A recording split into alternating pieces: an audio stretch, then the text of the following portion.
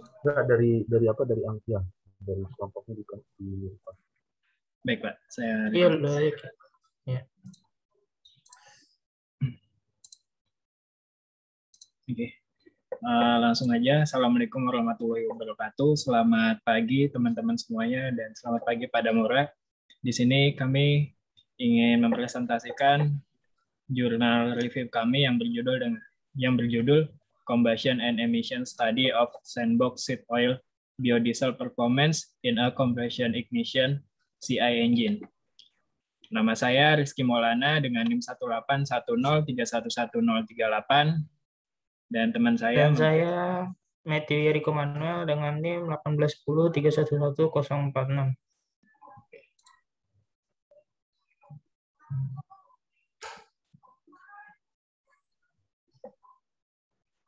Dan untuk isi dari review jurnal ini terdiri dari latar belakang, metode penelitian, subjek penelitian, analisis data, hasil dan diskusi, dan kesimpulan. Lanjut, Ki. Yang pertama, latar belakang penelitian. Transportasi merupakan aspek penting dari pembangunan global dan pemanfaatan bahan bakar fosil di sebagian besar sistem pembakaran yang tak terelakkan. Kelas bahan bakar ini telah menyebabkan pencemaran lingkungan di seluruh dunia dengan efek yang menyertainya pada kesehatan manusia dan perubahan iklim. Biofuel dari biomasa adalah alternatif yang berkelanjutan dan layak yang dapat menghasilkan masalah yang terkait dengan bahan bakar minyak bumi dan paling kompatibel dengan sistem pembakaran yang ada. Biodiesel selanjutnya akan memastikan keseimbangan energi positif melalui konservasi sumber daya alam untuk meningkatkan stabilitas ekonomi, keamanan lingkungan, dan ekosistem yang seimbang. Sebagian besar karya sebelumnya menggunakan minyak nabati yang dapat menyebabkan ketahanan pangan dan tantangan harga. Dengan banyaknya sumber minyak yang tidak dapat dimakan yang belum dieksploitasi, pilihan penelitian ini diarahkan untuk memproduksi biodiesel dari biji yang tidak dapat dimakan dengan sedikit atau tanpa informasi tentang sifat pembakarannya. Penelitian ini mengekstrak sandbox atau hura crepitans minyak secara kimia menggunakan N-heksana analitis sebagai pelarut, dan selanjutnya menghasilkan biodiesel dari minyak melalui satu langkah transesterifikasi. Biodiesel dikarakterisasi menurut standar global untuk biodiesel atau ASTM D6751 dan EN 14214 dan dicampur dengan petrodiesel untuk menghasilkan 5 sampel bahan bakar. 5 sampelnya itu D100, B10, B20, B30, dan B100. Bahan bakar ini dibakar di tempat uji mesin penyaluran kompresi atau CI untuk menentukan kinerja dan karakteristik emisinya. Lanjut, Ki.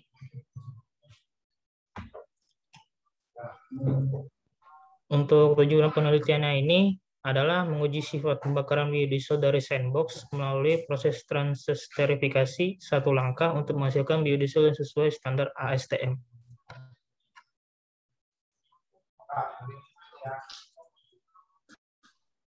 Subjek penelitian. Sandbox fruits diperoleh dari tempat Universitas Obafemi Awolowo, Ile-Ife, negara bagian Osun, Nigeria. Buahnya dikupas, bijinya dibersihkan dan dikeringkan di udara tanpa sinar matahari untuk menghindari dekomposisi minyak oleh oksidasi dan ditumbuk halus. Ekstraksi minyak dilakukan dengan menggunakan metode ekstraksi soft lead. 20 gram biji yang dihasilkan ditimbang sekaligus dalam dry cellulose timbel yang telah dibersihkan dan ditempatkan dalam soklet aparatus. Ekstraksi dilakukan dengan menggunakan 250 ml analytical grade N-heksana sebagai pelarut selama rata-rata 7 jam sekali. Pada akhir ekstraksi, pelarut didistilasi dari campuran dalam flask sampai benar-benar bebas pelarut pada 70 C. Dengan kata lain, pemisahan lengkap pelarut dari minyak yang dicapai. Hasil evaluasi menggunakan persamaan yang di bawah ini. Oil yield sama dengan mass of oil produced per mass of seed use dikali 100.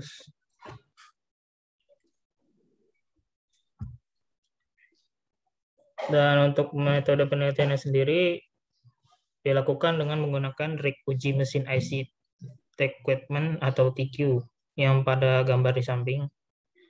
rig terdiri dari mesin kecil testbed equipment atau TQ TD115 dan unit instrumentasi TD114. Testbed yang terdiri dari sistem mesin CI dikoppel dengan dinamometer hidrolik menggunakan air sebagai fluida kerja.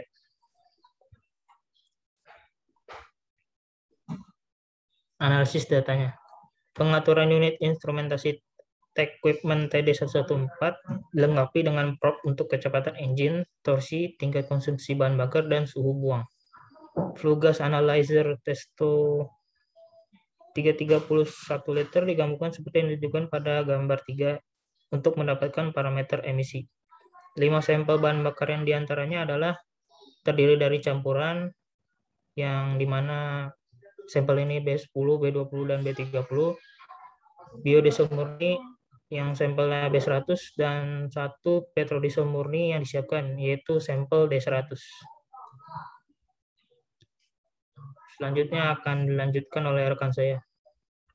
Oke, kemudian di hasil dan diskusi. Yang pertama ini ada presentasi hasil minyak dan biodiesel. Sandboxit ini memiliki jumlah minyak yang cukup besar. Yang diperoleh dari penelitian ini itu sekitar 47,77 dengan kurang lebih 2,34%. Nah, nilai ini dapat dibandingkan dengan penelitian sebelumnya tentang biomasa yang dilakukan oleh Oye Kunle dan Omode yang juga memperoleh nilai yang sama untuk hasil 47,77%. Nah, sedangkan untuk rendemen terkecil hasil penelitian sebelumnya itu sekitar 30,8% yang diperoleh oleh penelitian Okbu dan AJW. Nah, hasil di samping ini bisa dilihat pada gambar 4 di sebelah kanan ini. Nah, ini persentase oil yield atau persentase minyak yang dihasilkan dari suatu bahan biomasa itu. Kemudian persentase hasil minyak dan biodiesel. Nah, persentase biodiesel yang dihasilkan dari sampel minyak dengan transesterfikasi satu langkah tercatat itu sebesar 86,49 kurang lebih 2,5% seperti yang ditunjukkan pada tabel 2 di atas. Nah, hasil biodiesel ini dicatat oleh Adewuyi et al. Dan Eloka Eboka. Nah, masing-masing itu sekitar 98,7 dan 98,53% dari penelitian yang sebelumnya dilakukan. Kemudian yang kedua kita membahas tentang sifat bahan bakar. Nah, di sini sifat fisiko-kimia biodiesel yang diperoleh sesuai dengan standar ASTM D6751 dan EN 14214 seperti yang ditunjukkan pada tabel 2 sebelumnya, itu nilai asam yang diperoleh adalah 0,4675 mg/KOH per gram, yang lebih rendah dibandingkan dengan 2,34 mg/KOH per gram dari penelitian Adepoju et al. Tetapi lebih tinggi dari 0,3 mg/KOH dan 0,21 mg/KOH per gram yang diteliti oleh Adewuyi et al. Dan Chua et al. Nah, masing-masing viskositas biodiesel itu 4,8 mm persegi per sekon yang lebih besar dari 3,95 mm persegi per sekon dari penelitian Adewuyi et al. Nah, dan 2,78 mm persegi per sekon dari Adepoju et al. Chua dan kawan-kawan kemudian memiliki viskositas yang lebih besar yaitu 4,62 mm persegi per sekon dari biodiesel minyak jelantah. Kemudian titik nyala atau flash point yang diperoleh adalah sekitar 161,3 derajat Celcius. Titik pour atau titik tuang itu sebesar 11,3 Celcius yang sesuai dengan standar CN atau Zeta number, menjadi salah satu sifat terpenting dalam penelitian ini. Itu ditemukan nilai sebesar 58,7 dengan kurang lebih 2,0 lebih tinggi dibandingkan dengan 50,4 yang diperoleh Adepoju et al. 45,62 diperoleh oleh penelitian Adewuyi, tetapi kurang dari 60 diperoleh oleh penelitian Chua et al. Seperti yang ditunjukkan pada gambar 5. Nah, ini dari hasil penelitian yang dilakukan sebelumnya dan yang dilakukan sekarang, Zeta number atau CN number itu bisa dilihat perbandingannya. Yang dilakukan sekarang itu sebesar sekitar 56-an.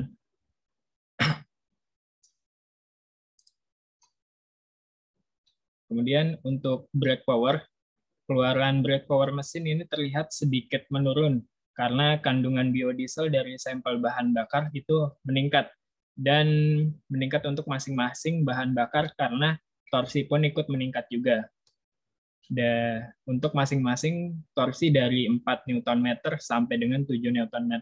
Seperti yang ditunjukkan pada gambar 6. Setelahnya, penurunan saat kandungan biodiesel meningkat dapat dianggap berasal dari nilai kalor biodiesel yang lebih rendah dibanding petrodiesel yang berkurang dalam campuran ketika kandungan biodiesel meningkat.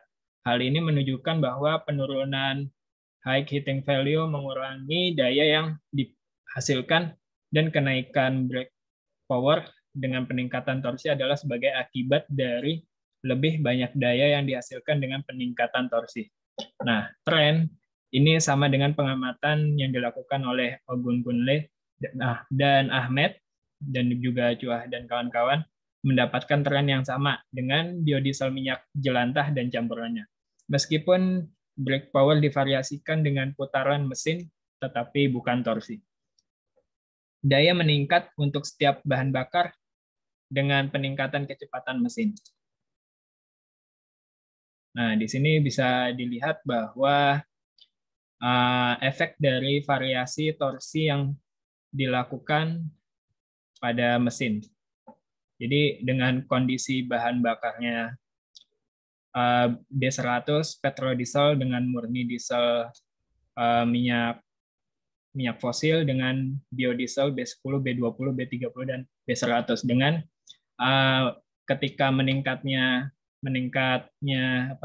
torsi itu juga akan meningkatkan brake power dari masing-masing bahan bakar. Kemudian ada brake specific fuel consumption. Nah, saat torsi meningkat, BSFC akan berkurang untuk setiap sampel bahan bakar, seperti yang dilihat pada gambar di samping. Ini disebabkan oleh suhu rendah mesin pada torsi yang rendah, yang membutuhkan juga lebih banyak bahan bakar untuk memanas. Juga BSFC ini meningkat karena kandungan biodiesel meningkat dengan D100 yang memiliki paling sedikit BSFC-nya. Hal ini disebabkan karena rendahnya kandungan karbon pada biodiesel dan campuran biodieselnya itu untuk menghasilkan tenaga yang sama dengan petrodiesel karena kebutuhan bahan bakar yang lebih tinggi. Nah, di sini dengan dilihat dari grafik bahwa petrodiesel itu lebih kecil untuk BSFC-nya. Kemudian untuk brake thermal efficiency atau BTE, berbeda dengan BSFC sebelumnya, saat torsi meningkat, BTE ini malah akan meningkat pesat dengan efisiensi serupa yang dicatat untuk B20 dan B30, seperti yang ditunjukkan pada gambar di samping. Peningkatan ini menunjukkan bahwa sampel bahan bakar menghasilkan lebih banyak energi untuk torsi yang lebih tinggi atau beban mesin. Efisiensi sedikit menurun seiring dengan meningkatnya kandungan biodiesel dengan petrodiesel yang memiliki BTE tertinggi. Penurunan ini disebabkan oleh rendahnya rasio output daya terhadap konsumsi bahan bakar dari nilai kalor biodiesel yang rendah dan campurannya.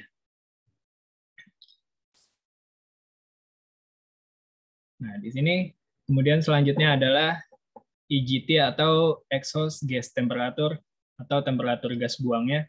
Nah, EGT ini umumnya naik seiring dengan peningkatan torsi untuk masing-masing bahan bakar.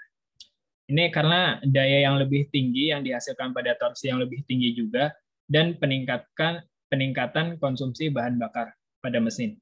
Nah, EGT ini juga meningkat karena kandungan biodiesel dalam sampel bahan bakar juga akan meningkat. Hal ini disebabkan peningkatan panas pembakaran yang dilepaskan sebagai akibat dari kandungan oksigen yang lebih tinggi dalam biodiesel dan campurannya. Nah, di sini bisa dilihat variasi bahan bakar dengan EGT-nya atau exhaust gas temperature ketika torsinya itu tinggi, sebagian besar EGT-nya juga akan meningkat. Kemudian yang ketujuh ini adalah emisi. Nah, CO2 hasil emisi untuk sampel bahan bakar ditunjukkan pada gambar 10 nanti setelahnya. Penurunan simultan ini diikuti oleh kenaikan terlihat pada D100, B10, dan B100 saat torsi meningkat. Secara umum, emisi menurun dengan meningkatnya kandungan biodiesel kecuali untuk B30 yang memiliki kenaikan yang aneh dibandingkan dengan bahan bakar lain. Seperti yang ditunjukkan pada gambar 11, penurunan ini dapat dikaitkan dengan kandungan oksigen yang lebih tinggi dari campuran biodiesel yang membantu pembakaran sempurna dan peningkatan panas dalam proses, yang dilepaskan dalam proses. Penurunan emisi serupa juga diamati oleh penelitian Ogun Gunle dan Ahmed. Penurunan ini menguntungkan dan diinginkan untuk membatasi efek pemanasan global jika mesin dioperasikan pada kondisi ini. Lebih dari itu, emisi CO2 untuk B10 sepanjang torsi adalah yang paling rendah. Nah, di sini dilihat bahwa efek dari torsi variasi pada persentase volume CO2 yang akan dihasilkan. Pada petrodiesel ini ketika torsinya meningkat, volume dari CO2 juga semakin besar, dan yang terendah itu pada B20 ketika torsi yang sangat tinggi, yaitu sekitar 7 Nm. Nah, kemudian di sini yang gambar sebelahnya itu, figur 11, itu merupakan perbandingan dari average atau rata-rata emisi CO2 pada biodiesel yang dibandingkan dengan diesel. Kemudian ini perbedaannya, persentase rata-rata CO2-nya. Mungkin itu. Oke, mungkin itu dari presentasi kami. Mungkin teman-teman ada yang ingin ditanyakan? Silahkan.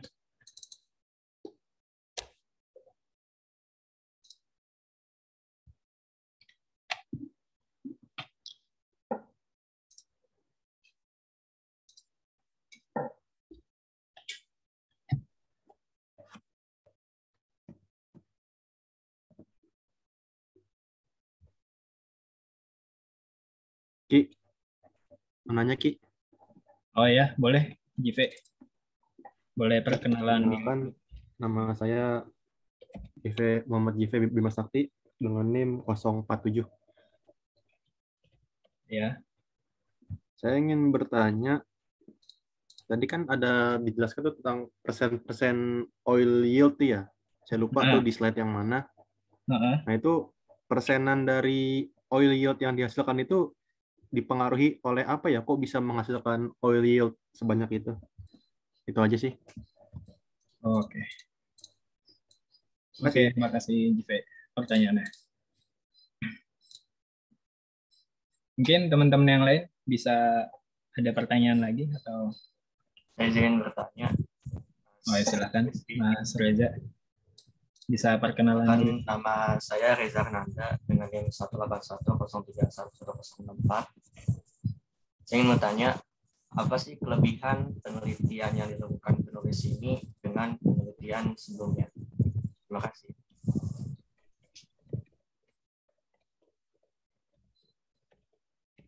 Oke, makasih.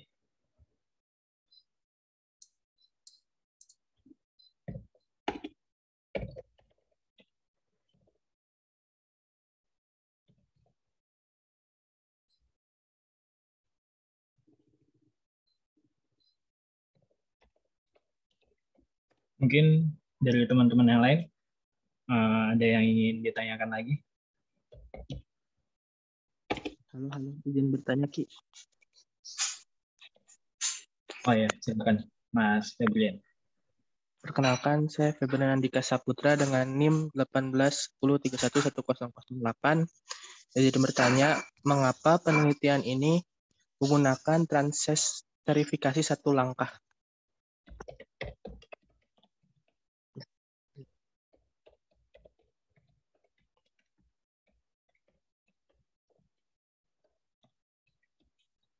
Oke, makasih Mas Febri.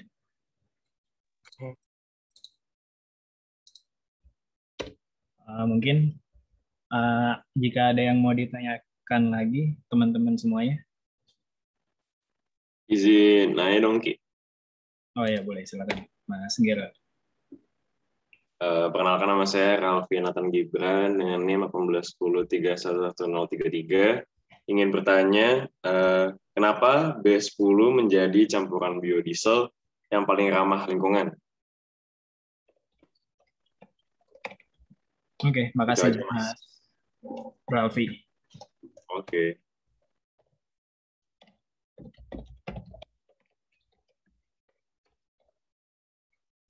Mungkin sebelum menjawab, kita boleh diskusi dulu, Pak Damura. Sebentar.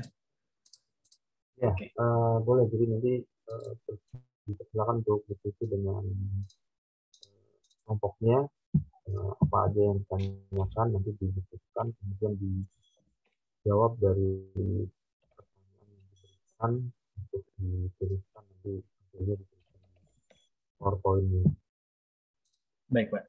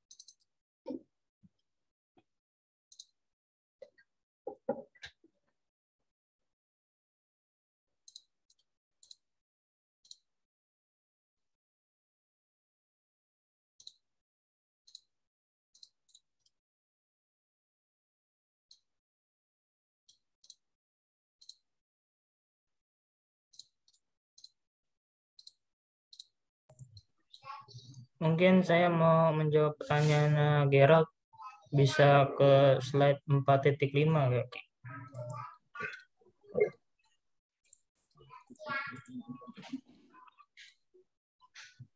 Yang ada gambar. Ya, ini yang emisi tadi, yang emisi kalau nggak salah, gambar 10. Oh, gambar 10. Nah, jadi kenapa B10 itu yang paling ramah lingkungan? Terus sebentar.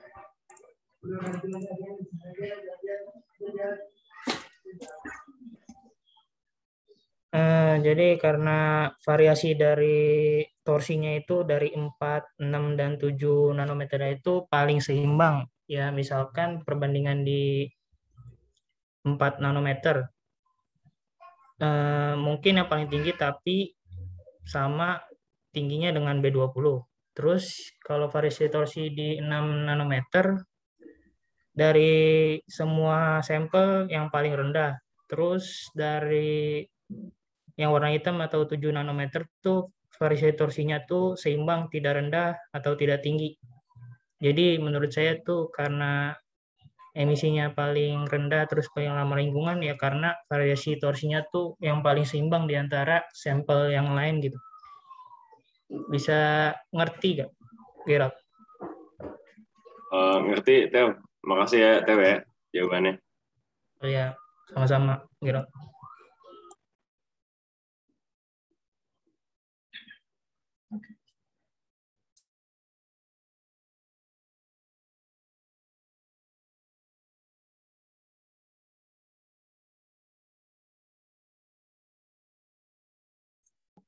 Oke, selanjutnya saya akan menjawab pertanyaannya Mas JV tadi, penyebab adanya variasi oil lead ya pada tiap-tiap penelitian. Oh ya, variasi oil yield presentation. Nah, di sini kita bisa lihat oil yield presentasi atau presentasi minyak yang akan dihasilkan dari suatu biomasa. Nah, itu kenapa biasanya itu berubah-ubah atau berbeda? Itu oil lead itu biasanya dipengaruhi oleh ini sih.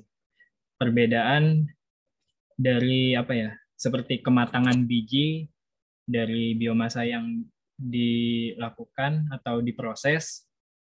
Kemudian juga metode ekstraksi yang digunakan, kemudian juga semacam perbedaan geografis pada lingkungan tempat si biomasa itu akan dibuat atau tumbuh si itunya biomasanya, kemudian juga kondisi lingkungannya yang mempengaruhi. Nah, umumnya biji yang persentase hasil minyaknya itu yang di atas 30% itu biasanya disebut juga dengan oil seeds, yang merupakan biji yang mungkin bisa digunakan untuk produksi biodiesel yang sesuai dengan standar ASTM. Mungkin mengerti gak kira-kira Mas JP untuk jawabannya? Jelas Ki. Sangki. Oke, terima kasih. Kemudian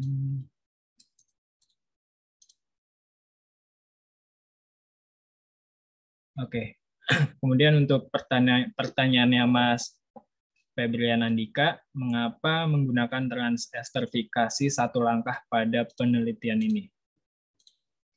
Nah, mana ya semua?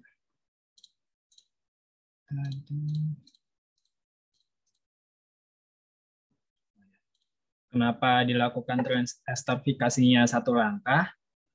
Itu dikarenakan jika kita menggunakan transesterfikasi dua langkah, ada proses lagi yang akan dilakukan sebelum melanjutkan ke transesterfikasi dua langkah, yaitu kayak semacam proses oil treatment oil pretreatment, di mana minyaknya itu akan dimurnikan kembali dan memakan waktu yang lebih lama juga. Nah, semakin lama minyak itu diproses, itu juga akan meningkatkan nilai kandungan asam. Nilai kandungan asam, nah juga itu biasanya yang digunakan biayanya juga akan lebih mahal. Nah, itu alasannya penelitian ini menggunakan esterifikasi satu langkah pada material biomasanya itu sandbauxite oil untuk hasil yang bisa diterima sesuai dengan standar ASTM itu.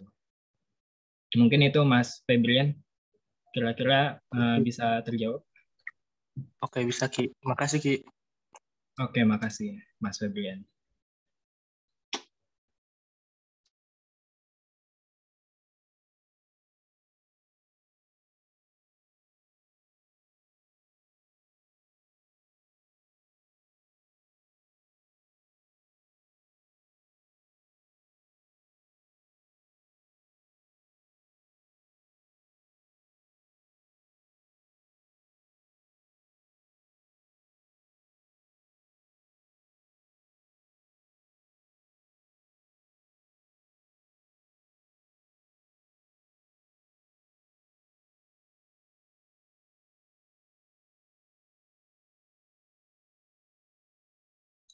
Kemudian saya akan menjawab pertanyaannya Mas Reza Arnanda.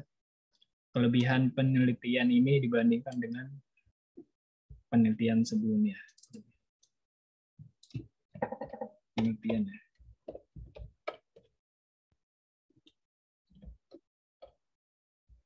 Nah,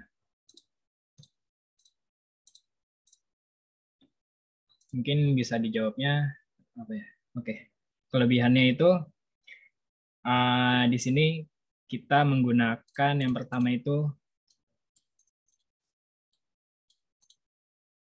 biji sandbox fruits. Nah, biji sandbox fruits ini digunakan karena bukan merupakan biji yang bisa dimakan, jadi tidak akan mempengaruhi kebutuhan pangan dari suatu suatu ekosistem itu. Jadi sandbox fruits ini memang tidak bisa dimakan, makanya bisa diolah kembali. Kemudian kelebihannya itu adalah di studi ini juga menjelaskan bahwa biodiesel yang dihasilkan dari penelitian ini nilai asamnya itu rendah dan juga kualitas minyaknya juga sesuai dengan standar. Nah, penelitian ini memiliki proses transesterfikasi satu langkah pada pada pengujian ini yang mendapatkan hasil yang dapat diterima. Kemudian kelebihan lainnya di sini bisa dilihat bahwa Zeta number pada biodiesel ini sekitar 58,7% yang sudah sesuai dengan ASTM D6571, yaitu minimumnya sekitar 47. Kemudian juga menghasilkan sifat asam yang rendah atau acid value sekitar 0,46 dibandingkan dengan penelitian oleh Adepoju. Kemudian memiliki flash point-nya juga ya lumayan tinggi, sekitar 161,3 derajat Celcius. Mungkin itu sih kelebihannya, Mas Rija. Apakah terjawab? Oke, terima kasih banyak Mas Rizky sama Mas Mateo. Oke. Mungkin jika nggak ada pertanyaan lagi, bisa saya lanjutkan ke kesimpulan. Oke, langsung ke kesimpulan dan rekomendasi penelitian ini, bahwa dari hasil yang diperoleh dan analisis yang dilakukan dalam penelitian ini, ada beberapa kesimpulan, yaitu studi menunjukkan bahwa produksi biodiesel dari sandbox seed oil menggunakan transesterfikasi satu langkah dimungkinkan dengan hasil yang baik, sekitar 86,49 kurang lebih 2,5%, dan sifat minyak memenuhi standar global yang direkomendasikan, yaitu ASTM D6751 dan EN 14214 yang diperlukan. Kemudian dibandingkan dengan petrodiesel, B10 itu menunjukkan efisiensi yang tertinggi setelah D100 di antara campuran biodiesel dalam hal BTE, break thermal efficiency, dan break power pada semua nilai torsi yang dipelajari atau dilakukan. Kemudian B10 juga menunjukkan emisi CO2, persentase CO2 paling sedikit, yang menunjukkan bahwa B10 paling ramah lingkungan di antara campuran biodiesel lainnya. Kemudian EGT dari semua biofuel lebih besar daripada petrodiesel, yang menunjukkan pembakaran yang terjadi dengan baik dan panas yang dilepaskan oleh biofuel. Kemudian tingkat konsumsi bahan bakar per unit daya yang dihasilkan dalam hal BSFC meningkat seiring dengan meningkatnya kandungan biodiesel, dan B100 memiliki tingkat tertinggi karena kandungan oksigen yang lebih kaya daripada campuran biodiesel lainnya. Kemudian yang terakhir, sandbox biodiesel ini dan campurannya merupakan alternatif yang layak untuk bahan bakar diesel petrodiesel konvensional di mesin CI. Nah, untuk mengurangi volume polusi di atmosfer dengan sedikit atau tanpa pengurangan efisiensi. Mungkin itu sekian presentasi dari kelompok kami, kurang lebihnya mohon maaf. Wassalamualaikum warahmatullahi wabarakatuh. Waalaikumsalam warahmatullahi wabarakatuh. Ya, jadi nanti untuk yang sudah melakukan presentasi dari kelompok yang pertama kali sampai yang terakhir, Untuk pertanyaan nanti dituliskan ulang ya, untuk pertanyaan apa yang diberikan.